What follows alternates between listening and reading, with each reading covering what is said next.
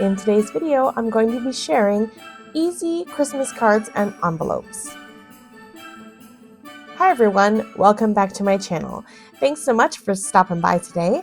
I've got a really fun and simple project to share with you to create some gorgeous Christmas cards and envelopes. I'm going to be using the Echo Park My Favorite Christmas, and this is a beautiful paper collection. I've been digging through it over the last couple of years, and I figured I'm going to pull this one out today to create a beautiful card. I'm also going to be using my Jen-velope template reference book. This is a series of templates that I've designed. There are multiple books in this collection. If you're interested in more about this book, I'll leave a video linked in the description and my website as well, where you can find out more information about it. Now for today, I'm going to be making an A8 envelope and A8 size card base. My template gives us two different styles of envelopes, as well as the card base measurements and layering measurements for the card. So we're going to create an A8 business style envelope today and the card. So to create the card, I need a piece of cardstock that measures 8.5 inches by 11 inches. Across the 11-inch side, we're going to score at 5.5 inches and then crease that fold with my bone folder. And then that's it. As simple as that, we'll create this beautiful extra large card base. Okay, let's set that aside and work on the envelope. So in my template, it tells us we need a piece of 12 by 12 cardstock, and how we're going to score and cut and trim and glue to create this envelope. All right, so let's get into that. I've got this piece of paper. I've got it cut down to 12 by 12. Now, if the orientation of your paper matters, you need to turn this where it needs to be facing towards the left, because the first scores we're going to create are the flap and the closure, and you'll see what I mean. So across the 12-inch side, we're going to score at 2.5 and at 8.25. And then we'll rotate the cardstock one turn and we'll score at 1.5 and 10.5. Okay. I'm just going to turn this around so that you can see the score lines. I'm going to come in and make 4 little cuts into this envelope, just cutting away the corners on each part of this paper, following along the score lines. Okay, so just come in, cutting as straight as I can, cut away those 4 pieces, and then we should have something that looks like this. Okay, next thing I want to do is just angle cut these little side flaps. We're just going to cut away just a little tiny bit. It just helps so that everything will fold together nicely and have a nice clean look. So I'm just going to trim away a tiny little angle right to that corner.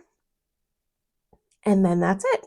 Now I'm going to crease all of the folds and you'll see our envelope start to come together with just a couple of scores, a few little snips of paper, and now we have this beautiful extra large envelope. Okay, now you can see what I mean by orientation that matters. Now I want the front of my envelope to have the trucks upright. So I made sure that my pattern was facing towards the left when I laid it in my scoreboard. Okay.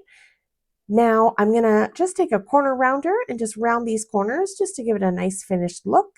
And now I'll apply some adhesive in the bottom here and seal up that envelope. And there we go. Look at this. We have this extra large envelope and it is a perfect fit for that large card base that we created.